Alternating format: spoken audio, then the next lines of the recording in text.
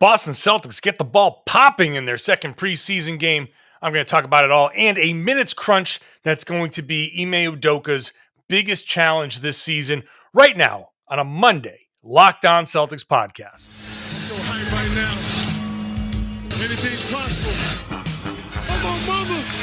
I'm on my lady, ma. Anything's possible.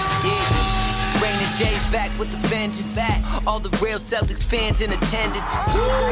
This the truth like 34. This like walking in the garden when you hear the roars. The crowd goes crazy. Most in-depth coverage on the daily. Mainly podcast royalty, the content kings. When you talking about the franchise with 17 rings. Focus like Danny at the deadline. Global with it, got a local feel like the red line, the blue line, the green line. Play it in between time. I'ma throw my C's jersey on in the meantime and press play. When the F's done, I can't wait until the next day. Trying to stay in tune with the C's, this the best way. Melly.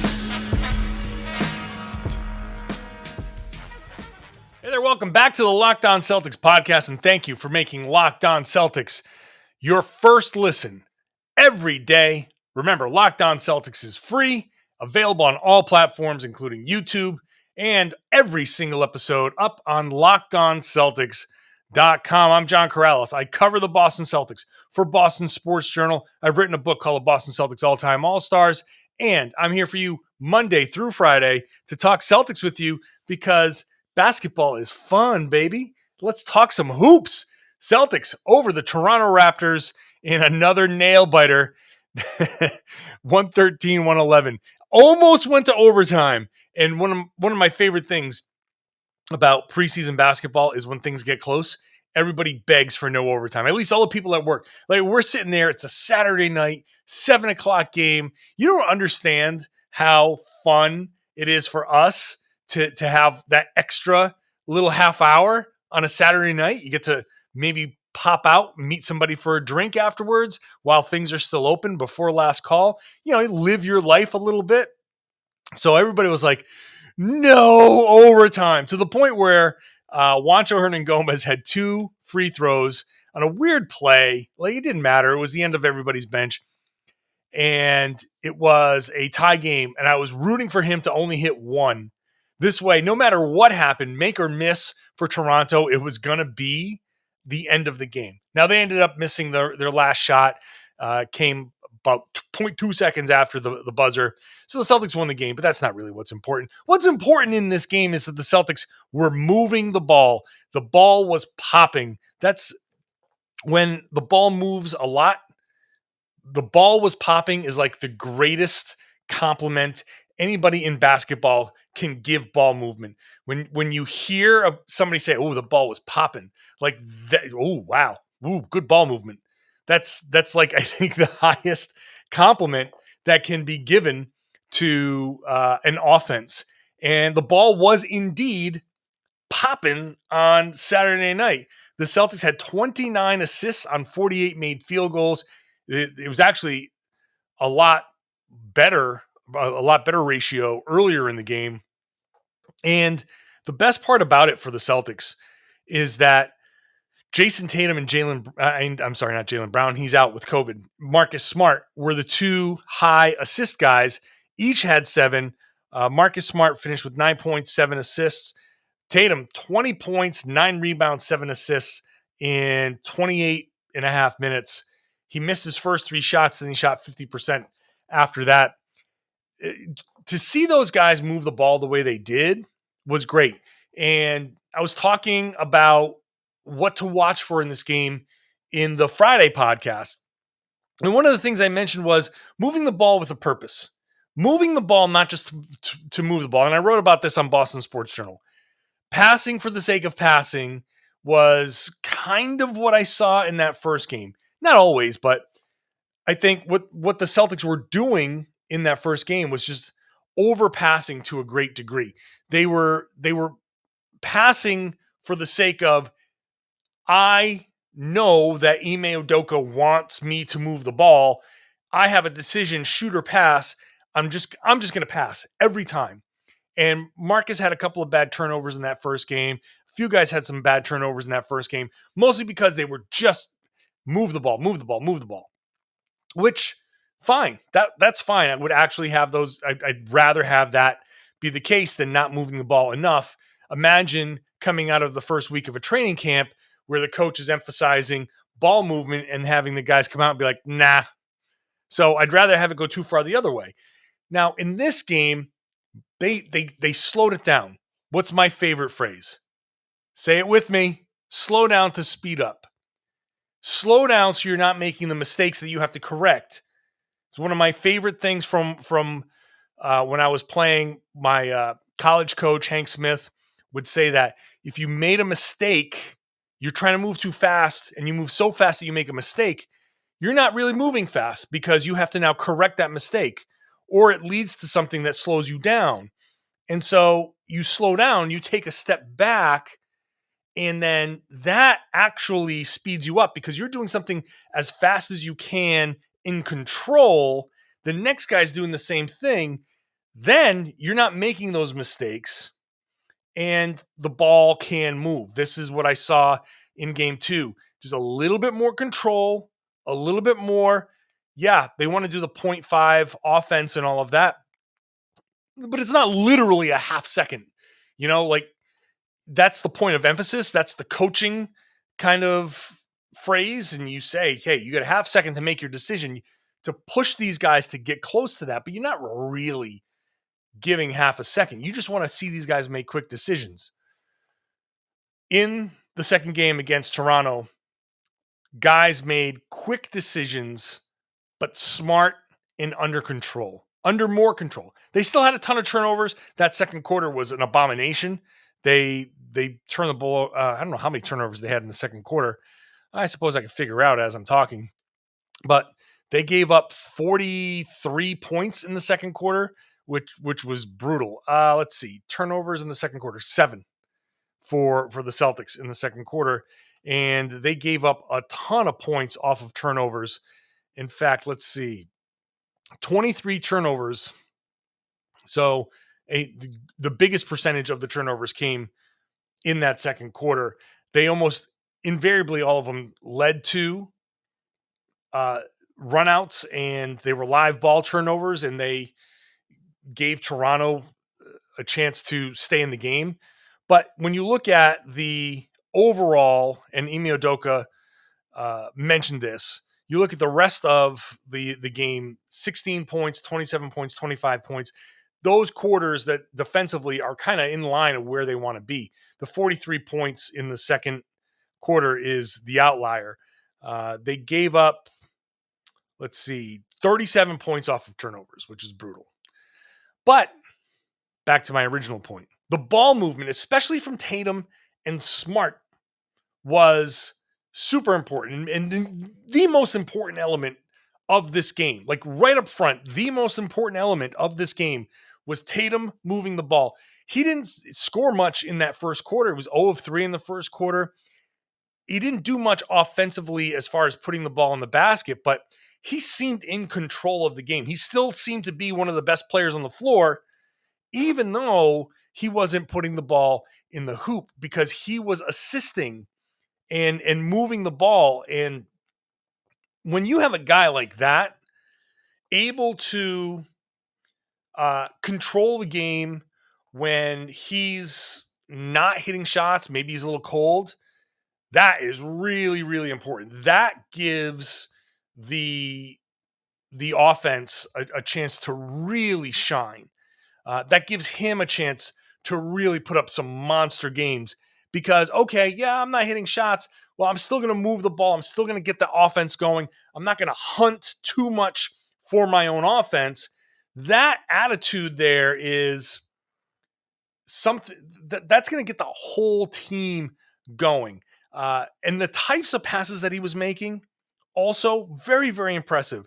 Ime Udoka says he finds guys cross court and has the size. You see things in that like that in a guy like LeBron or Luka Doncic. He can see over the crowd, and he's been great with that. 2 of the best passers in the league, LeBron and Luka Doncic, having that comparison. It's true. Tatum in the post, he made 1 pass cross court. He was posting up on the left side. 2 guys came at him. Romeo Langford was on the opposite corner. Tatum found him beautifully. Robert Williams set a nice pick to make sure, a back pick that makes sure that Romeo had plenty of time. Romeo drains it. Those types of passes are just incredible.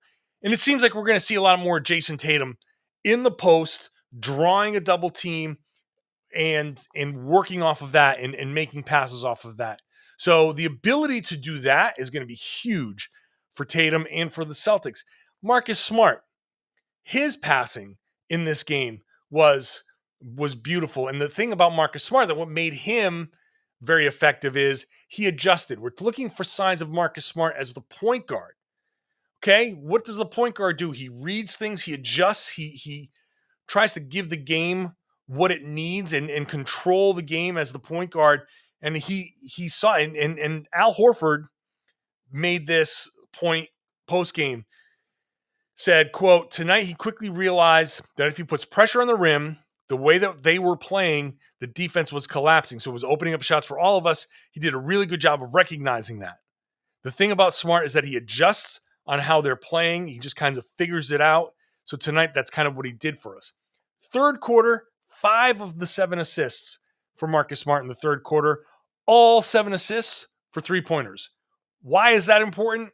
Obviously, they're all 3-pointers. So he assists 7 assists for 3-pointers is 21 points, which is huge. But it also signals that he's getting into the paint, that he's getting by a defender. Though when you assist on 3-pointers, it's not just catch the ball and swing all the time. A lot of times when you're assisting on 7 3-pointers in the game, that means that you invariably have gotten into the teeth of the defense, you've drawn defenders, and you kick. So when I see 7 assists all on 3-pointers, that means that he's done a good job of drawing defenders and kicking it out. Of course, guys have to make their shots, but when I see that many assists all on 3-pointers, a nice job for Smart, adjusting, understanding that they were collapsing, packing the paint, and finding guys in the corners. I mean, it was just really, that third quarter was just, I think, one after another after another. It was really nice to watch. So the 2 biggest stars, obviously Jalen was out. The 2 biggest stars on the floor were able to do the one thing that the coach has been looking for, especially. And then from that, everything else kind of flowed from there. So up next, some of the other guys here, like Romeo, like Grant, that did some things that were really, really good here. And later on, that minutes crunch that I was talking about. First, I got to tell you about Sleeper. Sleeper has recognized that something is broken when it comes to fantasy basketball, so they changed the game. Literally changed the game. It's a new way of playing fantasy basketball. It's called Game Pick. So no more of your opponents having players who play more games that week and you just losing because of that, because they compiled more stats. No more busy work.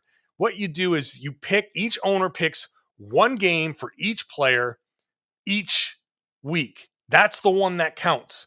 So it levels the playing field. You can make your picks based on player matchups, home versus away, opponent's player defensive ranking, pace of play, and more. So whether you prefer redraft, keeper, or dynasty, Game Picks has you covered. So go download the Sleeper app. They have cracked the fantasy code. You are going to love Game Picks. It's a one of a kind. It's the game. It's the one of the most strategic fantasy basketball experience. I know your leagues are starting up, so download the Sleeper app right now. Start a league with your friends.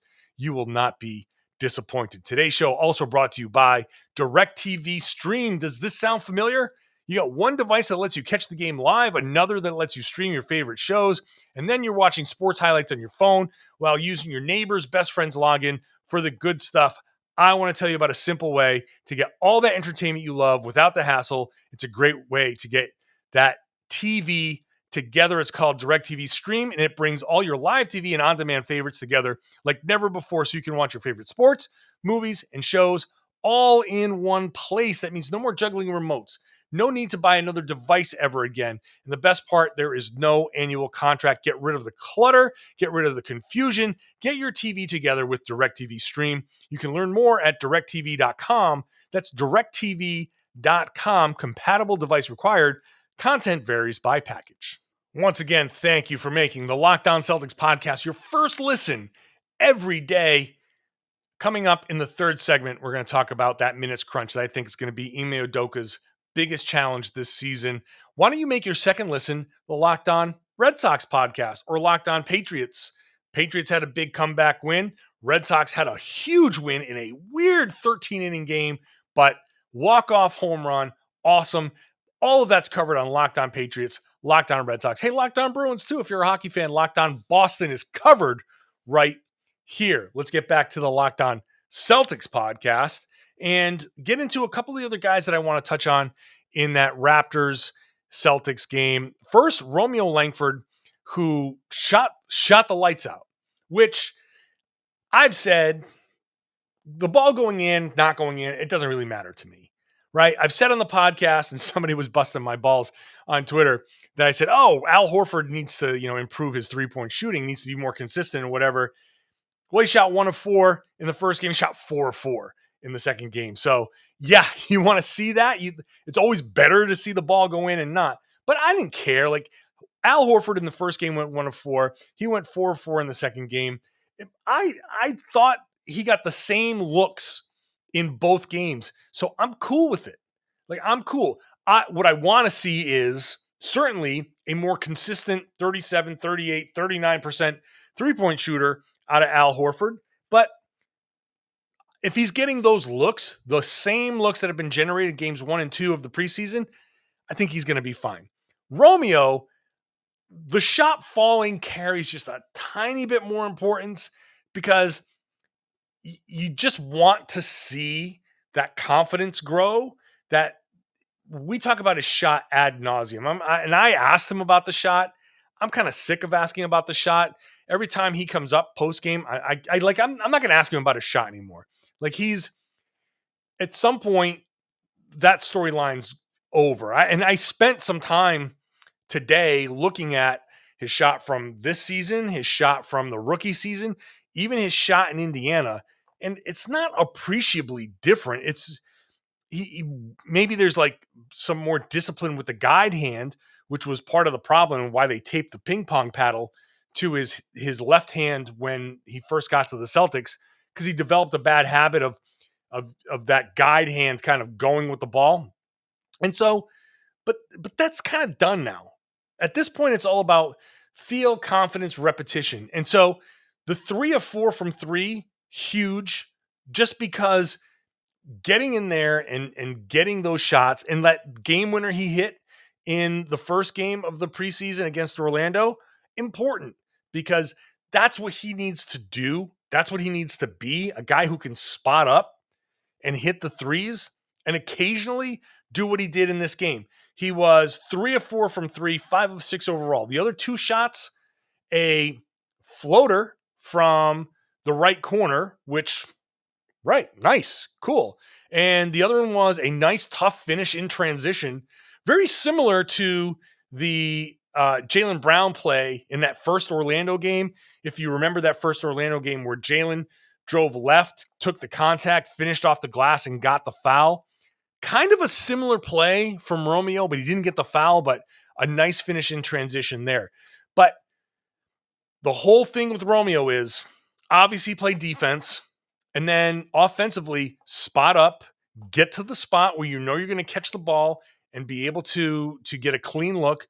And then occasionally when there's a closeout, attack the closeout. He's been a slasher in the past. He can get to the rim. He has that ability to get to the rim. We saw it, especially in Indiana. So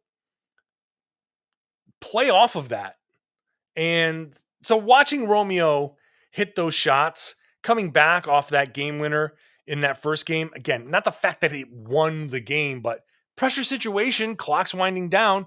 You want to see somebody step up. Like, he, in that moment, I'm sure felt something like he knows it's preseason, but you want to do well. So I thought Romeo's ability to spot up, kind of drift into the open spots, get ready for that pass and hit the shots.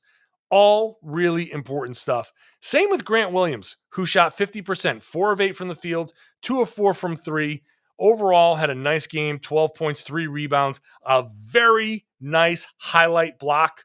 I forget who it was on, but just a nice recovery to get up. He has sneaky ups.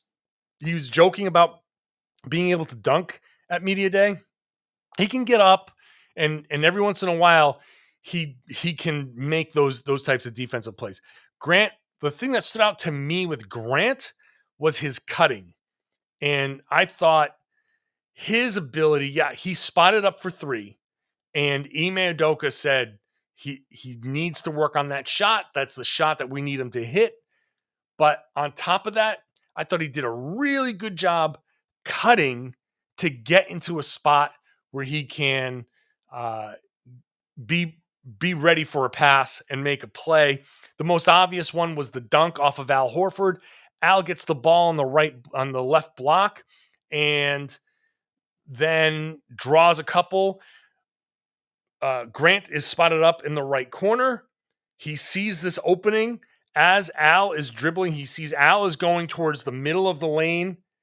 And so he gives Al a passing lane by cutting baseline, and that ends up in a big dunk. He had another great cut, I think, on a pass maybe from Jayson Tatum.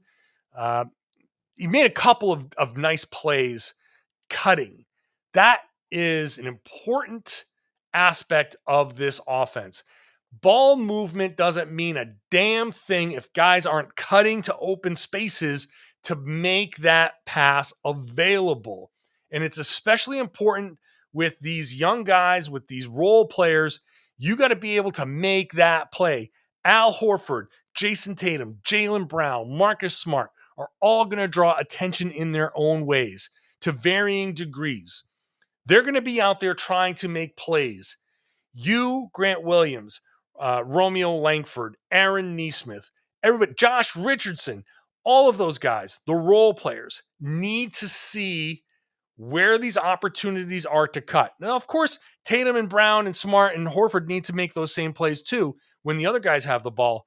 But when the whole crux of this offense, this ball movement is Tatum's going to draw attention, Jalen's going to draw attention, Horford's going to draw mismatches and attention. Smart hopefully can get into the teeth of the defense, get by either on a pick and roll or wherever, getting into the lane and draw attention.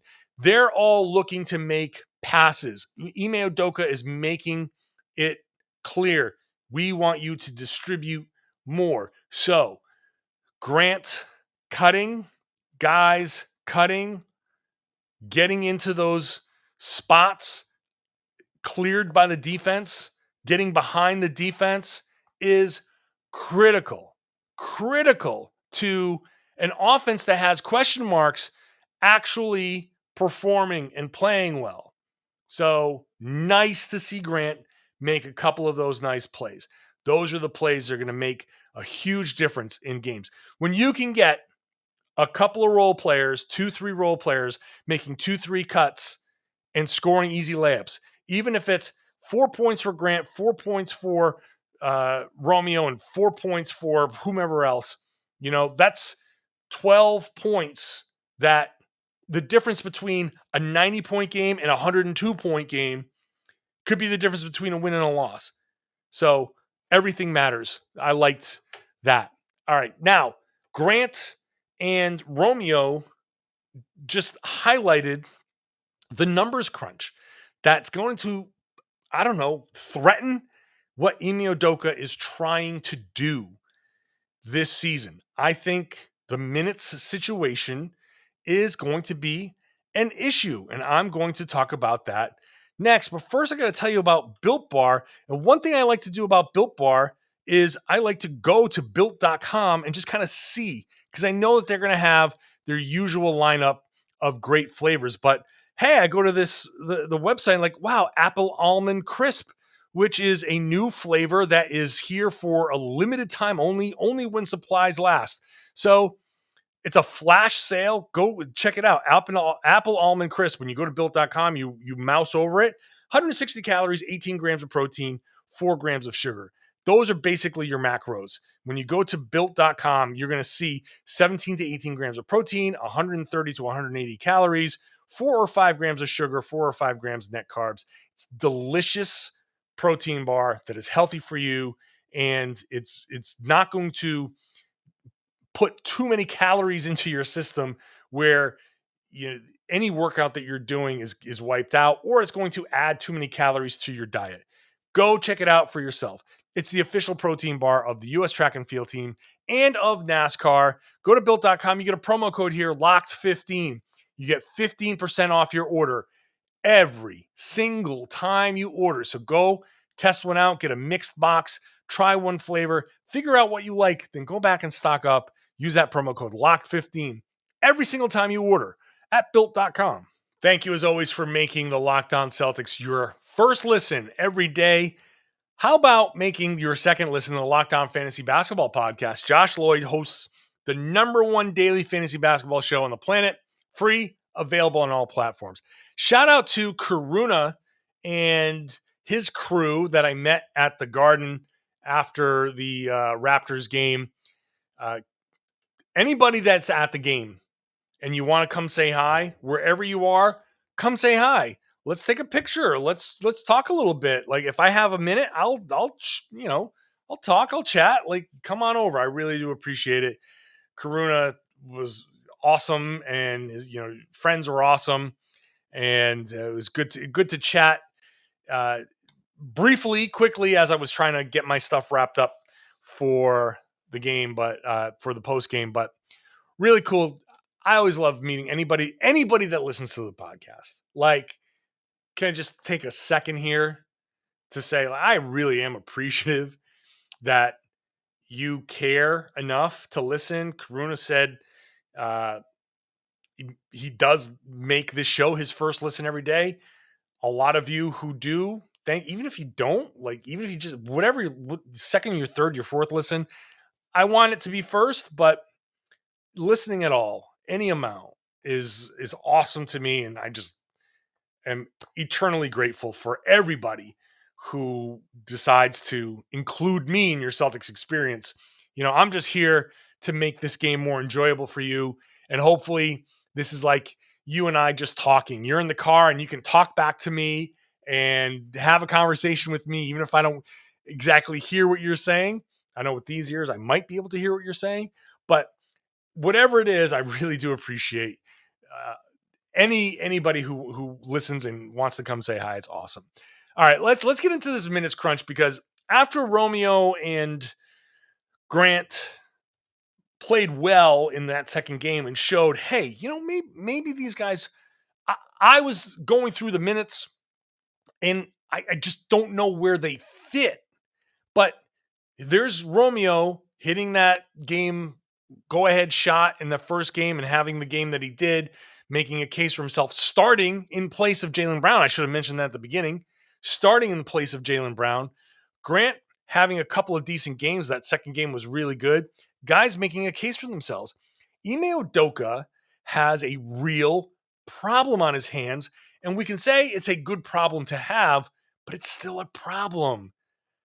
They have good depth, but there are guys competing for minutes that basically I think somebody's going to end up pissed off. If there's any one thing I can look at this season and say, this has a potential to be a problem that either at the very least causes someone to, moan about it in the locker room. And I don't know how, anytime there's anything in the locker room that anybody can complain about, you run the risk of people taking sides.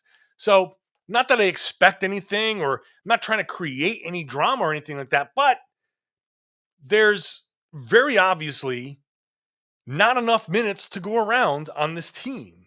So unless Brad Stevens is making a 2-for-1, 3 for whatever trade that clears some of this up, there's going to be some level of discomfort with the minutes. So look, it's 5 position, 48 minutes a game. You get 240 minutes. So Tatum, Brown, you would expect the two pillars to play about 35 minutes a game, right? Your other starters, Smart, Horford, Rob, 30 minutes apiece, 30 minutes for Schroeder, 25 minutes for Richardson, who seems to be a key piece here. Just with the starters, that's 160 minutes. If every single starter is over 30 minutes, Tatum and Brown are at 35. I think that's reasonable. Smart might play a couple more, Rob might play a couple less. But somewhere in there, you're going to get about 160 minutes, which means there's about 80 left. If Schroeder's going to play 30 minutes, and I can't imagine him being happy with less than approximately 30 minutes. 28 might be okay, but not much more, not much less than that. Richardson, somewhere in that 25-minute range. I mean, we're just in those approximations, there's 25 minutes left. Your starters are going to get their minutes. Schroeder is going to be the sixth man for sure. Richardson's in the plans for sure. But however you want to distribute the rest of these minutes, there aren't many minutes left. 25 minutes left. Maybe you got 30. Even if you've got 35, we still have Juancho Hernan-Gomez, who started the first preseason game. And it's very obvious that Ime Udoka is looking for who works with these guys. He said it on Sunday. I'm looking to see who can play with these guys coming off the bench. In everything that he has said is pointing to a very obvious, you start Tatum, Brown, Smart, Horford, Rob. Horford comes out first, comes back in with Schroeder and possibly Richardson, and then you go from there. So if this is the case, you still have Juancho, who might come in with that group. Peyton Pritchard. People love Peyton Pritchard. Aaron Nesmith. Enes Kanter. And oh yeah, Romeo Langford and Grant Williams, who had just spent an entire segment talking about. So 1, 2, 3, 4, 5, 6 guys. 5 minutes apiece, that's 30 minutes. Right? Like you're not gonna get all 13 of those guys. This is 13 people. Ime Udoka said, we trust about 12 or 13 people. This is it. These are your 13. So what happens? Now, Cantor's probably going to get some DNPs, and then he's going to have some situational play. Juancho, I think, is going to have a bigger role. So Juancho probably plays like 15, 20 minutes a game. If that's the case, then you've got what, 5, 10, 15 minutes, maybe at the most, if you're talking about how you distribute these minutes. You're still talking about Peyton, Aaron, Romeo, Grant. Where do these guys get their minutes? This is why I keep saying someone is going to get a surprise G League assignment. Someone's going to get the, hey, we're at home for a few days. You're not playing. You haven't been playing. Portland's at home for a few days. Take the drive up to Portland, or I'm sorry, the main Celtics are at home for a few days. We're going to take the drive up to Portland. Go play those. If we need you in an emergency situation, you just drive right back down to Boston. It's not that long of a drive. You might see Romeo. You might see Peyton. You might see Aaron Nesmith out there. Who knows? I don't know. I mean, I feel like Peyton and Nesmith are not going to be in that mix. But who knows how this is going to go? My whole point here is you've got 7 people that are going to take a majority of the minutes. And all right, you can go to 9 or 10. So you've got Juancho, Peyton, Nesmith, Langford, Grant, Kanter. 2 or 3 of those guys are going to be in the mix regularly, which means two of those guys, at least the young guys, are going to be kind of situational and maybe through no fault of their own. So is it Romeo? I know people are sick of it and hearing me talk about and advocating for the G League stuff. I don't see it as a demotion. I just don't see it as a demotion. If you say to, let's say, Romeo, hey, You haven't gotten a lot of consistent minutes recently. We're going to send you to Maine for a week so you can get 35 minutes because they've got that stretch of games. Go up there, 35 minutes. You don't have to play, you don't have to get on the bus. You don't have to go fly whatever coach that they fly. You don't have to do all that stuff. You can still come back and be a part of the Celtics, but go up there and play 35 minutes of basketball. Keep your wind, keep your touch, keep your feel, and then come back. I think that's reasonable to ask. Somebody is going to get that. I feel like somebody is going to get that surprising G League assignment, and people are going to be like, wow.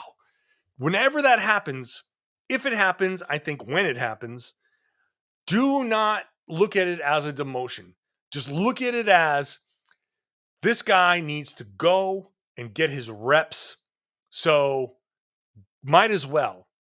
And if there's any benefit to changing the name of them from the Red Claws to the Celtics, it might be when one of these guys, be it Romeo or Grant or Peyton or Neesmith, if one of those guys goes, you're at least still wearing a Celtics uniform. You're like, all right, still a Celtics uniform. It's okay. I'm just going to go and whatever. I'm going to play like a little side hustle game or whatever. But I do think it's going to happen. All right. I think I'm going to stop there. A lot more coming up this week. The Celtics are on the road. So stops in Orlando and Miami. Miami game is on Friday, so I won't talk about that game until next week. But lots leading up to this week, going into the third and fourth preseason game. So make sure you're subscribed wherever you get your podcast. If you're listening, wherever it is, or watching on YouTube, thank you so much for doing that. Subscribe. Leave a comment in the YouTube. I try to answer comments in the YouTube channel, especially. Ring that bell there on the YouTube page so you get notified whenever I drop a new video. All of that stuff. I still don't know exactly what I'm supposed to be asking for on YouTube because I'm an old man. I'm letting my beard grow and you can see a lot of gray hairs there. So cut me some slack when it comes to this. Please just watch the videos and share the videos. Share the podcast. Tell your friends that they should be listening to and watching the Locked On Celtics podcast here on the Locked On Podcast Network.